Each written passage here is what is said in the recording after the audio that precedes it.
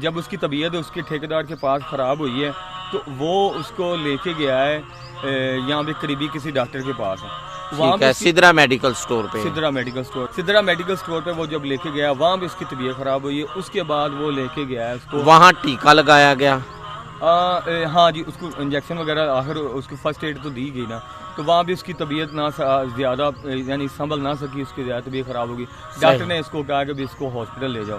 Hospital وہ ٹھیکیدار اس کو تاخیر سے لے کے گیا. جو ہمارا یہاں سے مسافت ہے نا جناح ہاسپٹل کی, وہ یہاں سے ہے تقریباً اگر گاڑی ہو تو وہ تقریباً 20-25 منٹ یا آدھے گھنٹے تک, یا زیادہ سے اگر رش بھی ہو تو وہ پونے گھنٹے تک ہم پہنچ جاتے ہیں. صحیح. لیکن وہ اسے وہاں پہ تاخیر سے لے کے گیا. وہ جب اس کو لے کے گیا ہے تو اس وقت ہسپتال کے اندر لے کر گیا, تو پھر ہسپتال جب لے کے گیا ہے اب وہ وہاں پہ پتہ چلا ہے کہ بھی اس کی وہاں پہ ڈیتھ ہو گئی. جی السلام علیکم ورحمۃ اللہ وبرکاتہ. آج میرے ساتھ ہیں شبیر کے دوست محمد آصف. انہوں نے سارے معاملات کو دیکھا اینڈ سے لے کر آخر تک, اور ابھی تک یہ ساری ہسٹری کو جانتے ہیں, کیا معاملہ ہوا, کیسے یہ معاملہ جو ہے وہ اب تک چل رہا ہے. ان سے پوچھتے ہیں شبیر کے متعلق اور اس کا یہ جو معاملہ ہے اس کے متعلق. جی بھائی جان, جب کیس چلا سارے معاملات کو آپ کا گھر چونکہ قبرستان کے بالکل قریب ہے, آپ نے دیکھا, کیا ہسٹری ہے ساری جو آپ جانتے ہیں, سب کچھ واضح کر کے لوگوں کے سامنے رکھیں تاکہ یہ جو شکوک و شبہات پھیلے ہوئے ہیں وہ سب ختم ہو جائیں. بالکل یہاں پہ نا بالکل قریب ہی میرا گھر ہے. تو 7ویں محرم جو ہے نا شام کو اچانک آواز آنی شروع ہوئی. یہاں پہ تقریباً 4 سے 5 پولیس کی گاڑیاں تھیں, رینجر کے اہلکار بھی تھے, 1122 کی بھی گاڑی بھی تھی. تو میں کام سے اس وقت ابھی آیا ہی تھا. تو یہ کون سا ٹائم تھا 7 محرم؟ یہ تقریباً رات 10-11 بجے کا ٹائم, مغرب کے بعد عشاء کے بعد, مغرب اور عشاء کے بعد کا ٹائم تھا. ٹھیک ہے. اس کے بعد جب میں یہاں پہ آیا میں نے دیکھا تو کافی یہاں رش لگا ہوا تھا. میں نے پوچھا بھائی کیا ہوا ہے؟ جی یہاں پہ قبر سے آوازیں آ رہی ہیں. صحیح. پھر پاس کوئی نہیں جانے دے رہے تھے. تو پھر اگلے جو محرم میں نا عموماً یہاں پہ نا ہمارے قبرستان میں نا لوگ مٹی وغیرہ ڈالنے آتے ہیں, تو وہ آنے شروع ہو گئے. تو 8ویں محرم جو جیسے پتہ چلتا رہا تو سب ہی آ کے کان لگائیں, ان کو آوازیں آئیں.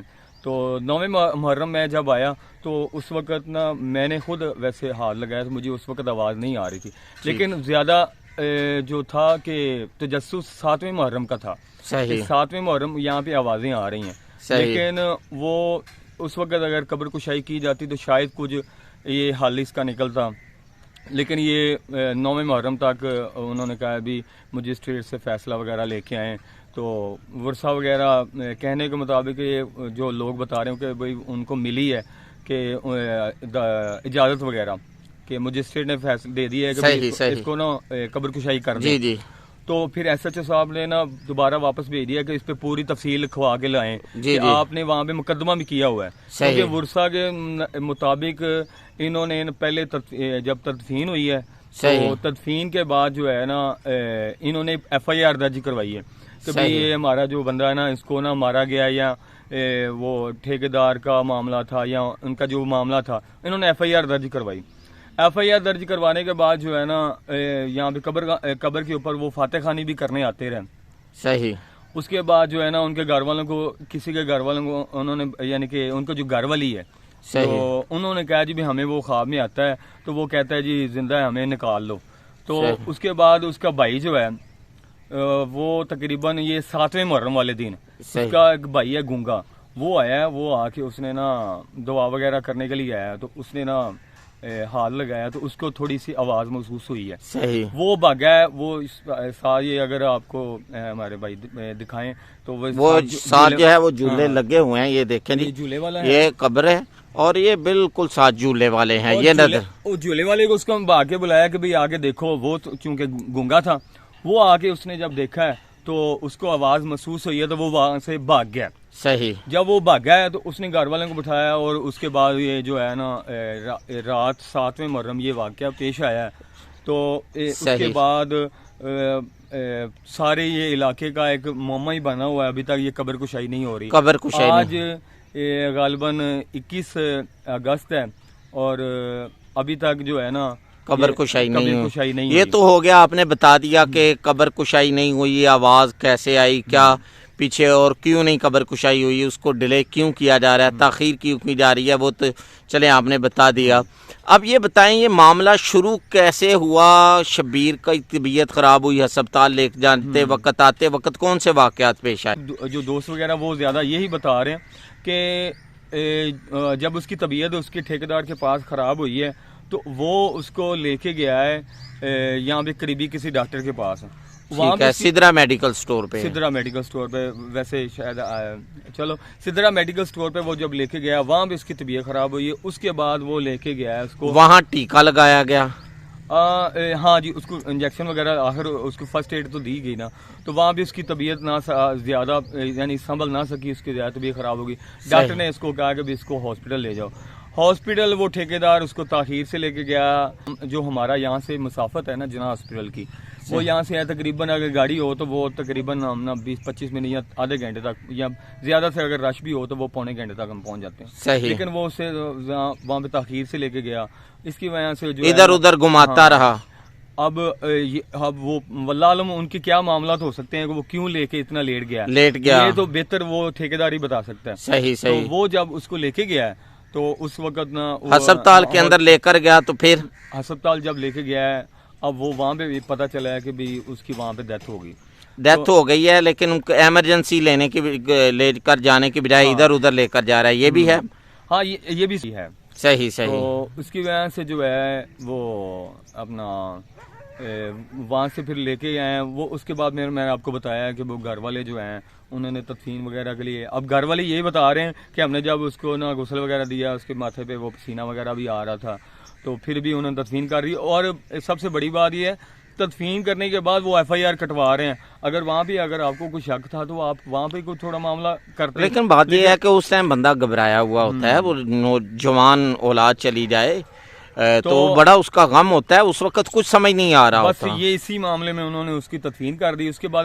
FIR بھی انہوں نے کٹوائی ہے، جبکہ FIR کٹوانے کے بعد جو ہے نا تو وہ پھر 9 محرم ان کی تدفین یعنی قبر کشائی ہونی تھی، تو ہمیں یہ پتہ چلا کہ بھی ابھی نہیں قبر کشائی وہ کر رہے، اس پہ وہ کہہ رہے ہیں کہ نا مجسٹریٹ سے تفصیل پہ بات کر کے ہیں، کیونکہ مجسٹریٹ وہ تو تاریخ پہ تاریخ چوتھی تاریخ تقریباً دے دی ہے، یعنی کہ وہ آدھی بات بتائی ہے مجسٹریٹ کو، تو پوری بات بتا کے آئے کہ ہم نے ان کے اوپر کیس بھی کیا۔ اچھا آخر کے اندر آپ یہ بتا دیں ذرا مختصراً، یہ ہے یہ ساری تفصیل لوگ تقریباً سن چکے ہیں، آپ شبیر کے لیے لوگوں کے لیے کیا پیغام دینا چاہیں گے؟